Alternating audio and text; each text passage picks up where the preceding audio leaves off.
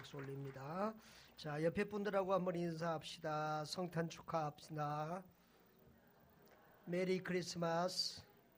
메리 크리스마스가 뭐죠? 성탄절을 우리 메리 크리스마스라고 그러는데, 메리 즐거운 크리스마스, 우리 성탄 예배를 드리는 날이라는 뜻입니다. 한 해가 벌써 저물어 가고 우리 성탄절이 되었습니다. 교회가 참 세상에서 이렇게 몰매를 맞는 이러한 시대에 그나마 가장 그래도 기독교적인 분위기가 되는 때가 이 성탄 시즌인 것 같아서 그래도 참 감사하다. 저는 매일 1년 내내 성탄절이었으면 좋겠다. 그런 생각을 해봅니다. 교회가 힘을 잃어가는 것과 관계가 있는지 성탄 분위기가 예전 같지 않아요.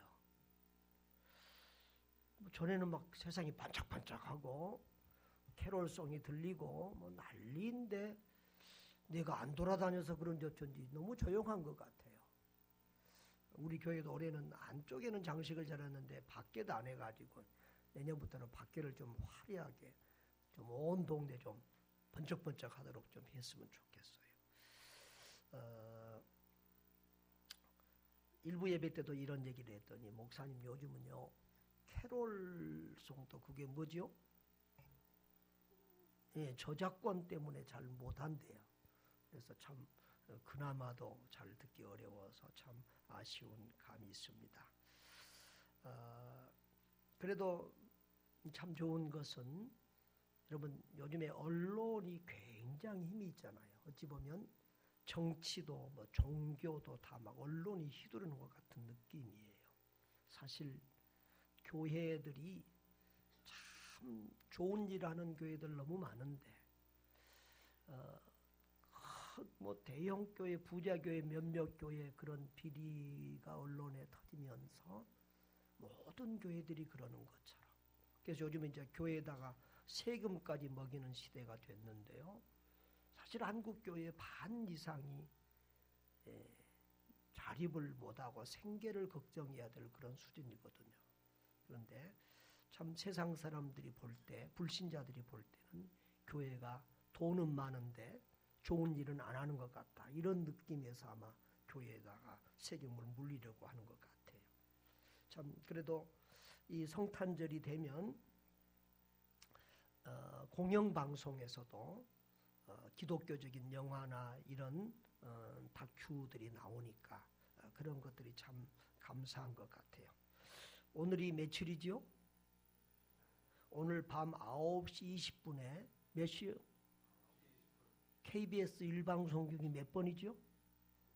9번에서 헤브론 메디칼 센터에 관한 캄보디아 선교사들, 캄보디아 의사 선교사들이 세운 그 헤브론 메디칼 센터가 있는데 거기에 사역이 휴면 다큐멘터리로 오늘 밤 9시 20분에 나옵니다. 억군 헤브론. 억군이라는 말은 캄보디아 말로 뭐죠? 감사합니다. 그 말이에요. 그래서 아주 굉장히 감동적인 그런 내용이라고 합니다. 특별히 그런 내용을 찍고 방영하기 위해서 KBS 신우회가 있잖아요. 믿는 우리 PD들이 굉장히 기도를 많이 하고 노력을 많이 한 것 같습니다. 아무튼 이런 것을 또 시청하면서 기도하면서 힘을 실어주는 것도 또 우리가 해야 될 선한 일 중에 하나라고 생각을 합니다. 여러분 사회 분위기나 문화는요 굉장히 중요합니다. 정확한 어떤 사상이나 철학이나 신념이 없는 사람들은 이 대부분의 군중들은 세상의 분위기와 유행을 따라 삽니다. 저는 참 우리나라처럼 이 분위기와 유행에 민감한 나라를 별로 못 봤어요. 우즈벡이나 이런 데 살 때는 여러 민족이 살고 언어도 다양하니까 이렇게 유행에 민감하지 않는데 우리나라는 요즘 나이 든 사람은 가서 옷 사기가 힘들잖아요. 다 좁은 바지 해가지고, 근데 넓은 바지는 또 좁은 바지가 유행이 되면 넓은 바지는 사지도 못해. 그러니까 선교사님들은 줘도 입지도 잘 안 와. 그 옛날 넓은 거 줘야만 이거 좋습니다 그러고 가져가요. 근데 우리나라는 얼마나 유행에 민감한지 몰라요. 그런데요, 이 분위기, 이 종교와 문화는 굉장히 밀접한 관계가 있어요. 제가 우즈벡에 살 때 또 다른 이슬람권들을 여행해 볼 때 보면 이 기념일하고 그 사회, 이슬람 사회는 나라의 모든 기념일과 절기가 이슬람 종교와 깊은 관계를 가지고 있어요. 음식 먹을 때 식사 문화 하나, 또 장례식 문화, 인사 예절, 사회 활동과 경제 활동, 또 가정이나 학교나 국가, 사회 국가 전체가 그냥 이슬람 공동체, 이슬람 교회 같은 느낌이 들어요. 그 이슬람 사회에서 살면 아예 그 이슬람 교회 안에 어떤 그런 공동체 안에 사는 그런 느낌을 받아요. 새벽부터 하루에 5번씩 그 아잔이라고 이슬람 성전에서 막 스피커로 막 세게 소리가 들리지요. 또 남자아이들을 할례를 받을 때가 되면 원근각체에서 친척들과 이웃들이 와서 축하해 주지요. 또 심지어는 애들 공부방에도 가면은 또 이 믿음 좋은 애들은 다 그 카페트가 깔려 있다고요.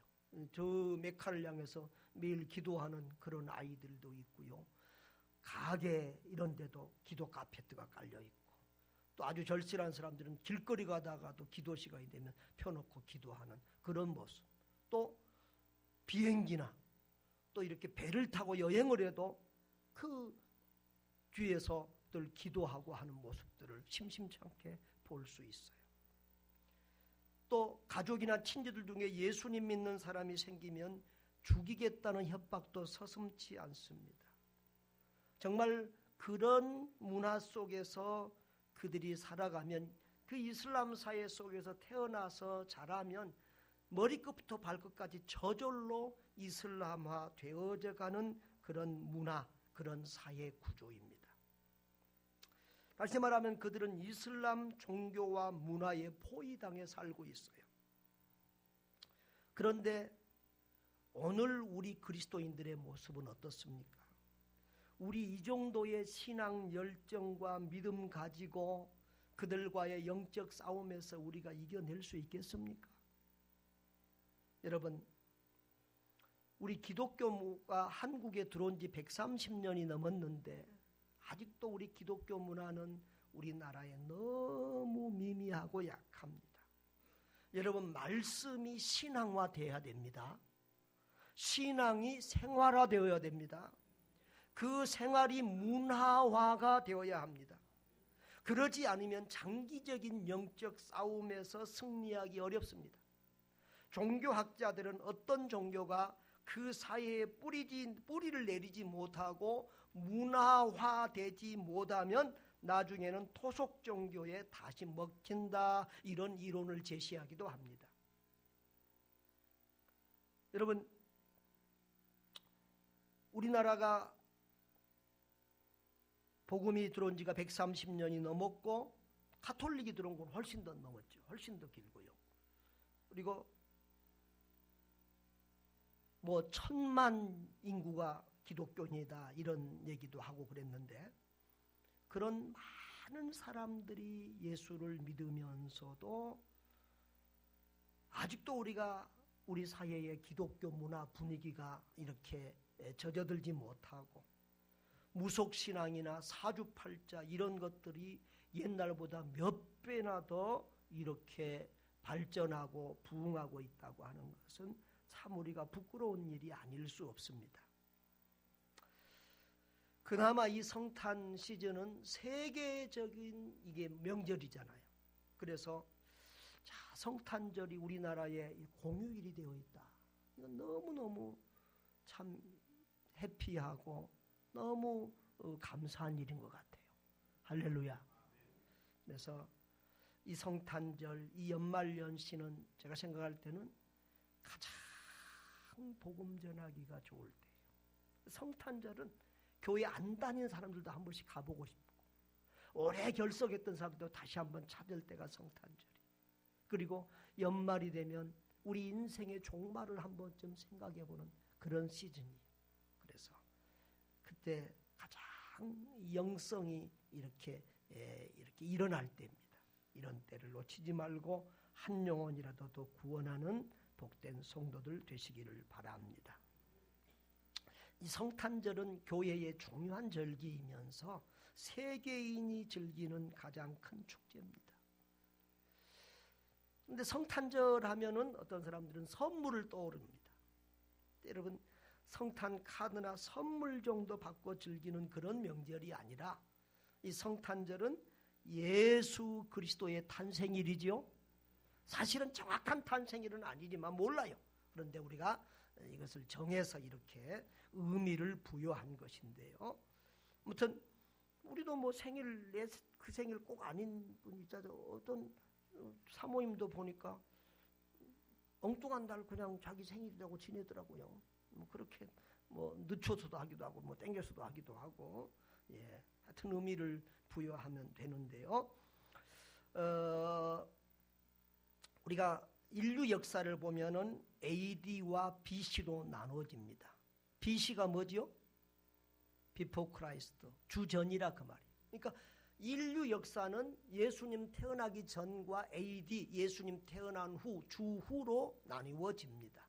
그래서 우리 그리스도인들은 사실은 뭘 쓸 때 서기 몇 년 이거보다도 주전, 주후 지금 1900, 주후 2017년 이렇게 써야 더 좋은 거예요. 그런데 인류 역사가 예수님 오기 전과 후로 갈라져요. 그뿐만 아니라 우리 개인의 역사도 주전과 주후가 갈라져요. 저 같은 경우는 예수님 만나기 전의 삶과 예수님 만난 이후의 삶이 180도로 달라져요. 슬픈 사람이 행복한 사람이 됐고, 우울했던 사람이 기쁜 사람이 됐고, 부정적인 사람이 긍정적인 사람이 됐고요. 세상이 지옥 같다고 생각했던 사람이 날마다 천국을 누리는 사람이 됐습니다. 할렐루야. 저뿐만 아닙니다. 우리 정철 영어를 가르치는 정철 선생님이 있어요. 이분은 옛날부터 선생님이 해가지고 영어 옛날 우리 어렸을 때도 정철 영어 이렇게 유명했던. 그런데 그분이 예수님 믿고 완전히 새로 달라졌어요. 그래서 그분 강의를 한번 가봤더니 자기는 영어 공부하는 스타일도 BC와 AD로 갈라졌다는 거예요. 그러니까 예수님 만나기 전에 자기 영어는 문법 가지고 짜맞추는 영어였는데 예수님 만난 이후로 BC 영어는 이제 자연스럽게 이렇게 해석해 가면서 하는 이런 영어가 됐다는 거예요. 또 내용도 예수님 만난 이후로는 모든 영어를 성경 가르치는 거예요. 요한복음 가르치고 무슨 성 가르치고, 그리고 영어로 복음 전하는 거, 영어로 전도하는 것은 그분의 강의는 전부 다 복음 전도와 관계 있고 성경과 관계 있는 거. 그래서 요즘에 TV나 라디오에 정철 영어 나오면 다 성경 공부예요. 할렐루야. 이렇게 AD와 BC와 AD가 분명한 인생이 되어야 참된 그리스도인인 줄 믿습니다. 여러분은 예수님 믿기 전과 예수님 만나기 전과 예수님 믿은 후에 삶이 확실히 달라졌습니까? 여러분의 생각과 삶이 달라졌습니까? 달라지지 않았다면 여러분 스스로 나의 신앙은 가짜구나, 아직 어리구나, 새로 믿어야 되겠구나, 정신 차려야 되겠구나, 한번 이렇게 스스로 돌아보는 은혜가 있기를 바랍니다. 여러분, 성탄하면 떠오르는 것이 선물이에요. 어떤 사람들은 성탄하면 이 선물 때문에 스트레스 받아서 싫다는 사람도 있어요. 그런데 여러분, 왜 성탄절 주인공이 누구지요? 그런데 왜 선물을 우리가 주고받고 합니까? 네? 또 연인들끼리는 성탄인데 또 선물 안 좋다고 삐진다. 요즘은 또 남자들이 여자들 이런 거 안 챙겨주면 또 아이고 막 혼납니다. 밥도 잘 못 얻어 먹습니다. 참 이리저리 요즘 남자들이 불쌍합니다. 옆에 분들 남자분들이 있으면 참 안 됐습니다. 위로 한번 해주세요. 참. 아무튼 여러분, 성탄의 주인공을 바로 알아야 되겠습니다. 성탄의 주인공은 누구지요? 예수님 탄생일이 성탄이니까 선물을 누구한테 드려야 돼요? 예수님한테 드려야 그것이 바른 성탄입니다. 성탄절의 의미가 뭐죠? 예수님 탄생일. 그 예수님이 누구지요? 하나님이세요. 그러니까 하나님이신 그분이 인간의 몸을 입고 오셨어요. 그분이 바로 예수님이고, 바로 그 예수 탄생을 축하하는 절기가 성탄절인 줄 믿습니다. 이 부분은 내일 자세히 말씀을 드리도록 하겠습니다. 예수님은 자기 백성을 저희의 뭐에서 구원하려고 왔어요? 죄에서 구원하려고 와요. 가난에서 구원하려고 한 거 아니고, 질병에서 구원하려고 아니고, 문제에서 구원할, 그런 거 다 간접적인 도움이 되지만 예수님의 본질적인 목적은 죄와 사망과 지옥 형벌에서 구원하기 위해서 이 땅에 오신 줄 믿습니다. 그래서 그 예수님이 이 땅에 탄생한 것이 하나님께는 영광이요 사람들 중에는 평화가 된다고 누가복음 2장 14절에 말합니다. 여러분, 왜 예수님 오신 것이 하나님께 영광이 될까요? 여러분, 하나님의 소원은 우리를 죄에서 구원하는 거예요. 아멘. 근데 그 하나님의 소원을 이루어주기 위해서 예수님이 이 땅에 오셨으니까 하나님께 영광, 기쁨이 되는 거예요. 할렐루야. 그리고 예수님이 이 땅에, 하나님이 우리에게 주시고 싶은 것은 평강이에요. 천국의 기쁨, 샬롬을 주고 싶은 거예요. 그 샬롬을 어디서 잊어버렸다? 에덴 동산에서 죄로 말미암아 우리 조상들이 잃어버린 그 샬롬을 누구를 통해서? 예수 그리스도를 통해서 다시 우리에게 주시기를 원하신다. 그것이 하나님의 소원인데, 바로 예수님이 오셔서 우리의 죄를 해결하시고 우리에게 샬롬, 평강을 주셨어요. 천국의 기쁨을 주셨어요. 할렐루야. 그래서 하나님께는 영광이요 사람들에게는 평화가 되는 줄 믿습니다. 여러분, 하나님이 우리 사람에게 주신 최고의 선물이 예수 그리스도였어요. 하나님이 세상을 이처럼 사랑하사 독생자를 주셨으니 이는 저를 믿는 자마다 멸망치 않고 영생을 얻게 하려 하심이니라. 할렐루야. 로마서 8장 32절에는 자기 아들을 아끼지 아니하시고 우리 모든 사람을 위하여 내주시니가 어찌 그 아들과 함께 모든 것을 우리에게 주시지 않겠느냐. 할렐루야. 우리 하나님이 우리에게 예수 그리스도를 선물로 주셨어요. 그런데 이 독생자를 주신 그분이 뭘 우리에게 아끼겠느냐. 저와 여러분이 하나님 앞에 구하고 필요한 것들 우리 주님이 다 허락해 주실 줄 믿습니다. 여러분, 예수보다 더 큰 선물은 없습니다. 예수보다 더 좋은 선물은 없습니다. 여러분, 예수는 생명입니다. 그러니까 예수가 속에 있는 사람들은 생명이 있어요. 예수는 행복입니다. 예수는 천국입니다. 어디가 천국이냐? 잘 사는 집이 천국이 아니고, 부잣집이 천국이 아니고, 예수가 있는 곳이 천국입니다. 예수가 내 마음 속에 있으면 내 마음이 천국이고, 예수가 우리 가정에 있으면 우리 가정이 천국이고, 예수가 우리 교회에 있으면 우리 교회가 천국이 되는 것입니다. 할렐루야. 여러분, 예수로 안 풀리는 문제가 없습니다. 예수로 해결되지 않은 문제가 없습니다. 믿음으로 이기지 못할 세상 일은 없습니다. 저는 수십 년 예수를 믿었습니다. 예수로 안 풀리는 문제가 없었습니다. 예수로 극복하지 못할 일이 없었습니다. 여러분, 그 예수를 누리고 체험하며 사시는 복된 성도들 되시기를 바랍니다. 사람들은 왜 불행한 줄 아십니까? 돈이 부정해서요? 물론, 그러나 그것은 큰 영향은 안 돼요. 병들어서요? 그것도 불편하지만 그러나 그것이 절대적인 것은 아니에요. 못 배워서요, 인류대학을 못 나와서 불행한가요? 아니에요. 여러분, 예수를 뜨겁게 누리지 못하기 때문에 불행한 줄 믿습니다. 예수를 깊이 체험하고 누리는 행복자들 되시기를 주의 이름으로 축복합니다. 여러분, 이 처음 성탄을 보십시오.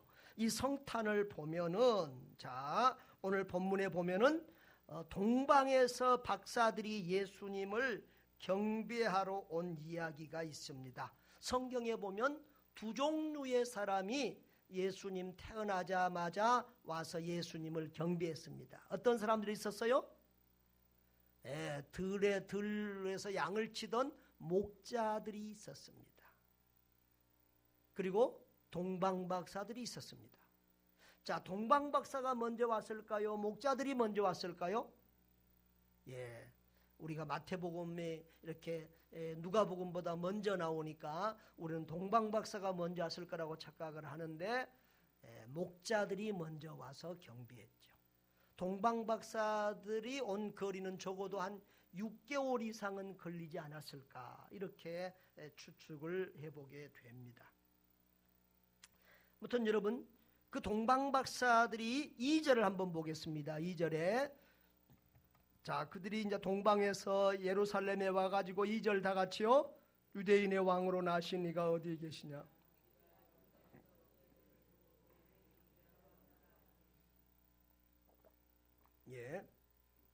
그들이 동방에서 왔다고 그랬어요. 학자들은 그걸 페르시아라고 생각을 합니다. 지금의 이란 정도가 되겠습니다.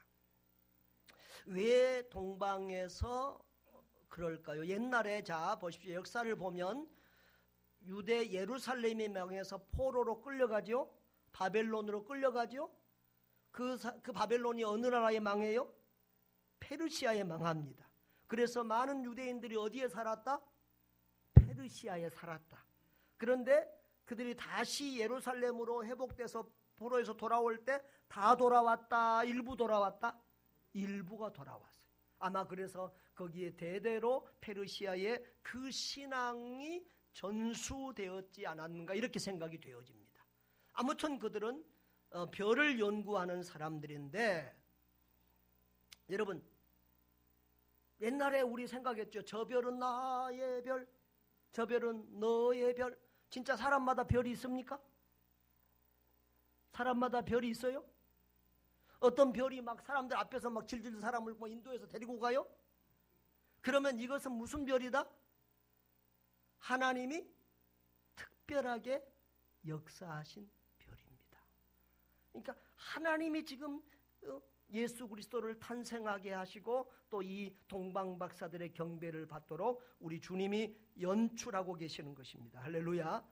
자, 그런데 그 멀리서 별을 보고 그분께 경배하러, 예배하러 왔다는 것입니다. 그런데 그 소식을 듣고 헤롯 왕과 온 예루살렘이 듣고 소동했어요. 그래서 헤롯 왕이 대제사장과 백성에 누구를 모았다고요? 4절에 대제사장과 서기관들을 모아서 그리스도가 어디 있느냐 물으면, 여러분, 대제사장입니다. 그러니까 종교행위의 총 우두머리입니다. 그리고 서기관들은 성경 박사들, 요즘으로 말하면 신학교 교수급들입니다. 그런 사람들을 모았습니다. 여러분, 헤롯 왕은요, 굉장히 정치적이고 교활한 사람입니다. 이 헤롯 왕은 정통 유대인이 아니라 이두메 사람이에요. 이두메는 그러니까 이삭의 자녀들 중에 두 아들이 있죠. 누구 있죠? 에서와 야곱이 있어요. 그 야곱의 후손이 이 이두메 사람들이거든요. 그 야곱의 후손이가 에서의 후손, 에돔 사람, 에돔 이두메, 그런 에돔 사람이니까 그러니까 정통 이렇게 줄기가 아니죠. 근데 이 사람이 정치가가 되면서 유대인들은 종교적이잖아요. 유대인들의 환심을 사기 위해서 유대인들이 제일 거룩하게 여기고 중요하게 여기는 성전을 수리하기 시작을 합니다. 그래서 아주 대대적인 개축과 술이 요즘으로 말하면 리모델링을 얼마나 멋있게 40년 넘게 합니다. 그래서 그 예루살렘 성전을 어마어마하게 아름답게 합니다. 자, 그래서 예수님 당시의 성전이 제2성전이다, 제3성전이다? 자, 여러분, 제1성전이 솔로몬 성전입니다. 그 성전은 언제 파괴되지요? 바벨론 침략으로 파괴되었습니다. 그리고 그들이 돌아와서 제2성전을 재건합니다. 초라한 성전이었다고 했습니다. 그 성전이 무슨 성전? 수룹바벨 성전이라고 합니다. 그런데 지금 예수님이 태어날 당시의 성전은 벌써 수룹바벨이 성전을 세운 지 400여 년이 지났습니다. 이 성전을 수룹바벨 성전이라고 하기도 하고 헤롯 성전이라고도 해요. 왜냐하면 그 수룹바벨 성전인데 거기 뭐 개축과 리모델링을 하도 헤롯이 잘해놔서 헤롯 성전이라고도 하기도 한다는 거예요. 그러니까 헤롯이 유대인의 환심을 사기 위해서 그렇게 했던 자기가 굉장히 종교인인 것처럼 티를 내는 그런 사람이에요. 자, 그런데 헤롯은 제사장들과 백성들을 모아서 그리스도가 어디서 날겠느냐 하고 물어보니까 성경학자들이 뭐라고 대답했다?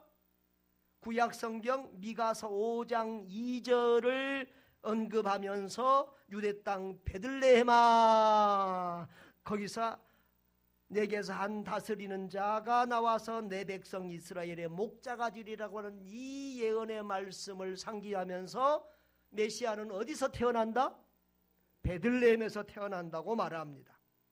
그러니까 헤롯이 박사들을 불러서 별이 나타난 때를 자세히 묻고 그리고 가서 그 아기께 경배하고 그리고 자기에게도 찾거든 알려달라고 합니다.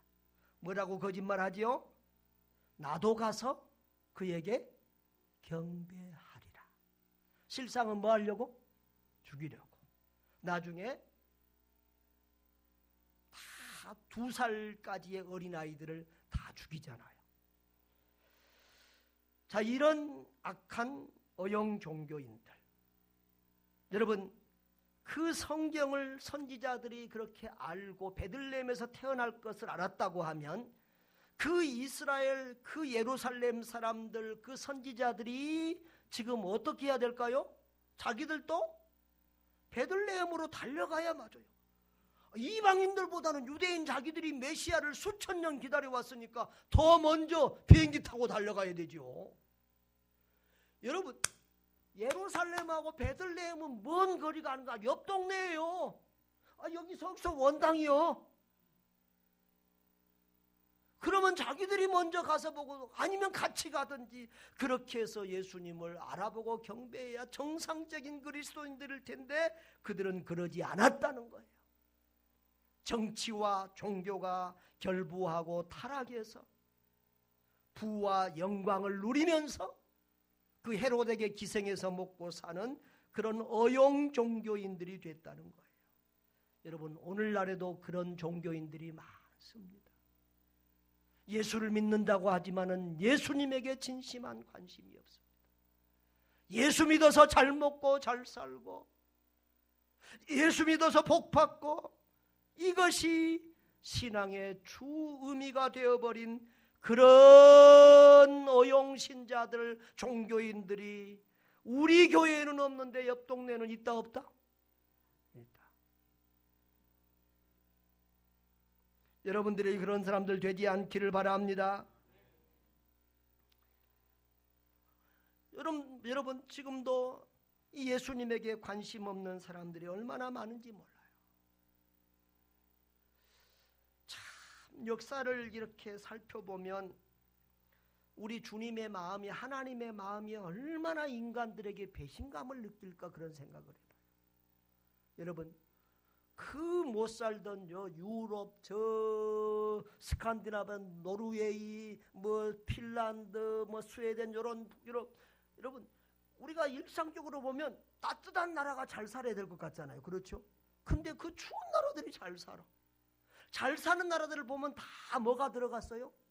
복음이 들어갔어요. 예수 복음이 들어간 나라들이 가문들이 다 잘 되고 잘 살아. 그런데 잘 살고 편해지면 나중에 점점 어떻게 되더라? 하나님을 떠나더라. 이것이 인간 역사의 공식 같아요. 지난번에 호주를 갔는데도 너무너무 자연이 좋고 너무 편해. 근데 그 호주 사람들이 예배당 멋지게 잘 지어놓고 요즘은 안 모이니까 한국 사람들한테 넘겨줘. 뭐 1달러 받고 넘겨주고 그러는데 그냥 뭐 공짜는 또 안 되는가 봐. 뭐 법적으로. 그래서 참 사람들은 하나님이 은혜 주시고 복 주실수록 더 겸손하고 더 잘 믿어야 되는데 그렇지 않은 사람들의 인간들이 너무도 많더라는 거예요. 여러분이 그렇게 되지 않기를 바라요. 옆에 분들하고 한번 인사 한번 합시다. 하나님이 복 주실수록 더 겸손히 더 잘 믿읍시다. 아멘.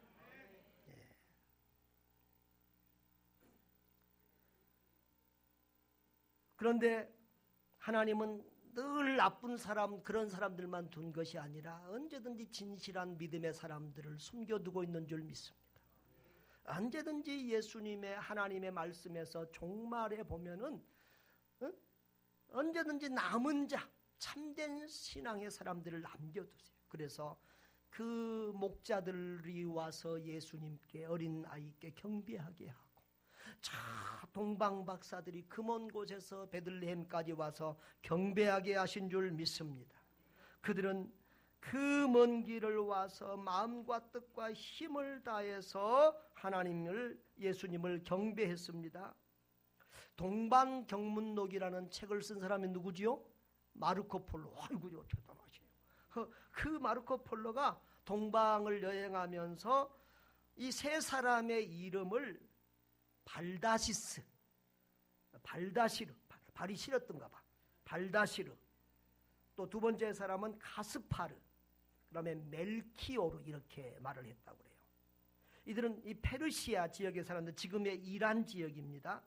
카스피의 그 근처에 살았던 사람이고요. 그 이란에 가면 지금도 동방박사 기념교회가 있다고 합니다.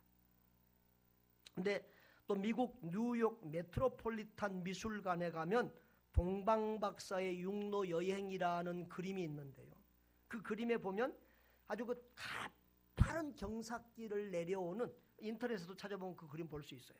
내려오는 그 동방박사들의 모습을 그리고 있어요. 그리고 그 수행 인원과 짐을 보면 굉장히 커요. 그러니까 얼마나 힘들고 큰 여정이었던가, 길이 얼마나 가파르고 험했던가를 우리가 짐작해 보게 합니다. 여러분, 그들은 와서 마음과 뜻과 힘을 다해서 헌물을 드렸어요. 뭘 드렸죠? 황금과 유향과 몰약에. 황금은 다 아시지요? 만져보셨지요? 유향은 보셨어요? 몰약은 보셨어요? 이 유향, 몰약 둘 다 이게 향인데요. 황금의 버금가는, 그러니까 일반인들이 구할 수 있는 게 아니라 아주 왕이나 귀족들만 어디서 수입해서 쓸 수 있는 최고품의 향이 유향이에요. 그래서 구약 성경에 보면 대제사장들 이 기름 부을 때도 그걸 쓰고요. 또 몰약도 향인데 이것은 방부제로도 사용해요. 그래서 예수님을 장례식 할 때도 니고데모가 이 몰약을 가져와서 이렇게 하고요. 애굽에 보면 미라들 많이 이렇게 만들잖아요. 그때도 이 몰약으로 미라를 만든다고 해요. 그러니까 이 황금 유향 몰약은 최고가의 최고품들이에요. 그것을 이 동방박사들이 갖다가 아기 예수님께 드렸다는 거예요. 그래서 그리고 동방박사들이 간 다음에 어떻게 됐죠? 어디로 피신가요? 요셉과 마리아가 예수님을 데리고 애굽으로 피신 가는데 그 애굽에서 7년 넘게 살았다고. 굉장히 어린 시절을 애굽에서 보냈어요. 그런데 애굽에서 뭘 먹고 살았을까? 학자들은 이 황금과 유향과 몰약을 팔아서 거기서 살았을 것이다. 이 카이로에 가면은 그 예수님 살았던 데라고 이렇게 있어요. 그러니까 하나님께서 다 이런 모든 것을 이렇게 또 연출하셨다고 볼 수 있는데요. 그런데 여러분, 우리가 황금 유향 몰약만 우리가 기억하는데 사실은 더 중요한 것을 이 동방 박사들은 예수님께 드렸어요. 그것이 뭐지요? 예? 그것이 뭐지요? 사실은 자신들의 생명을 드린 거예요. 여러분, 목숨을 담보하지 않으면 그 먼 곳에서 지금처럼 무슨 경찰이 안정이 됐습니까? 치안이 안정이 됐습니까? 길이 좋습니까? 교통수단이 좋습니까? 몇 개월을 여러분 낙타 타고 이렇게 먼 길을 올 때, 더구나 보물을 가지고 올 때는 언제든지 도적들의 습격을 받을 위험에 처했음에도 불구하고 그들은 목숨 걸고 아기 예수님께 경배하러 온 줄 믿습니다. 할렐루야. 여러분, 여기 2절에 보면 그에게 경배하러 왔노라 그랬습니다. 경배하러 왔노라. 11절 우리 다 같이 한번 보겠습니다. 11절 시작. 집에 들어가 아기와 그의 어머니 마리아가 함께 있는 것을 보고 엎드려 아기께 경배하고 보배합을 열어 황금과 유압과 몰약을 예물로 드리니라. 할렐루야. 경배, 하나님을 경외하며 예배한다는 거예요. 하나님 앞에 예배할 때 쓰는 단어예요. 오늘 우리가 말할 때 예배예요. 여러분, 이들은 얼마나큼 먼 거리에서 6개월이 넘는 그 먼 거리에서 목숨 걸고 경배하러 왔다. 할렐루야.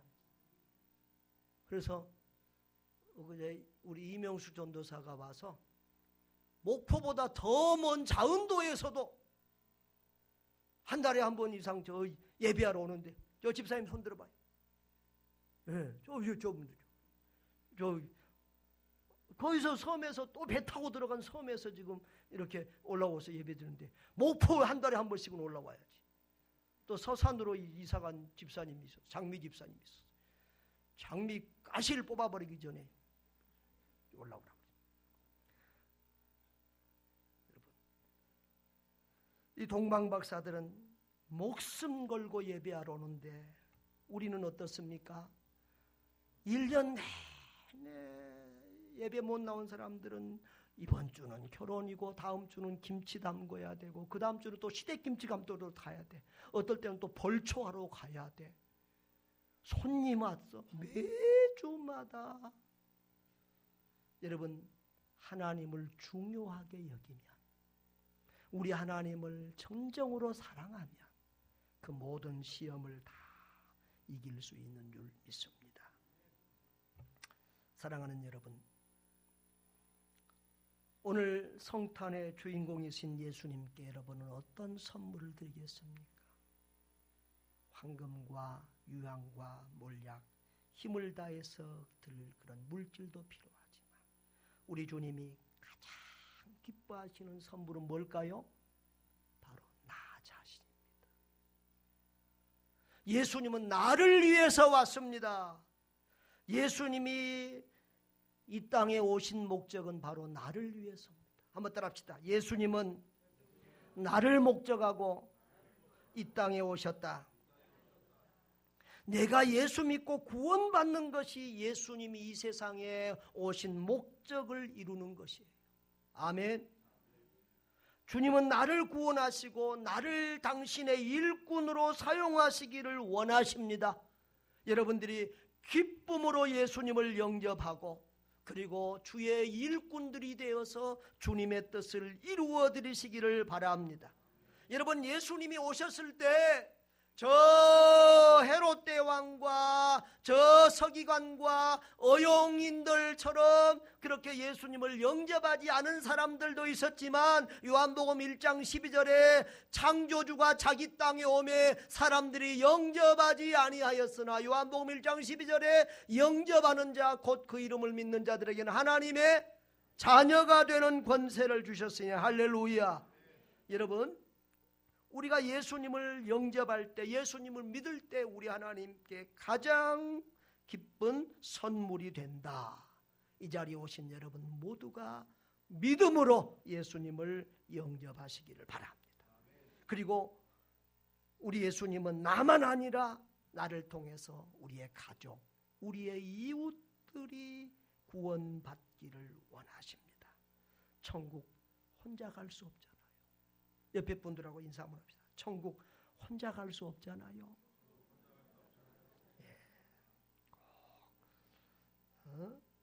예수 탄생은 온 백성에게 미칠 큰 기쁨의 좋은 소식이라고 합니다. 한번 들읍시다.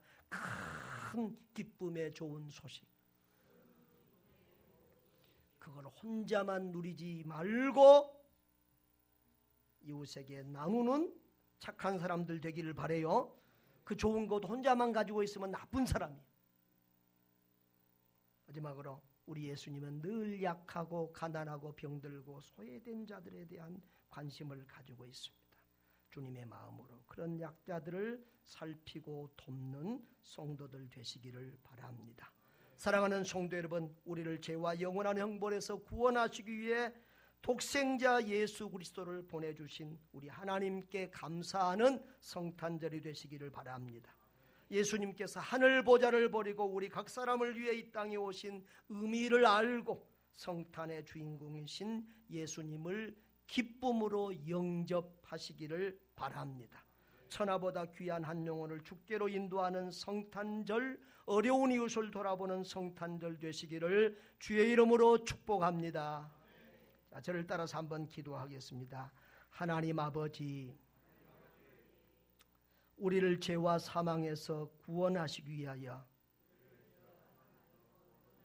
독생자 예수 그리스도를 보내주신 것 감사합니다. 나는 내 마음의 문을 열고 예수 그리스도를 나의 구주로, 나의 하나님으로 영접합니다. 주여, 나의 믿음을 더 굳건하게 하여 주옵소서. 천국 가는 그날까지 믿음으로 승리하는 삶을 살게 하여 주옵소서. 예수님 이름으로 기도합니다.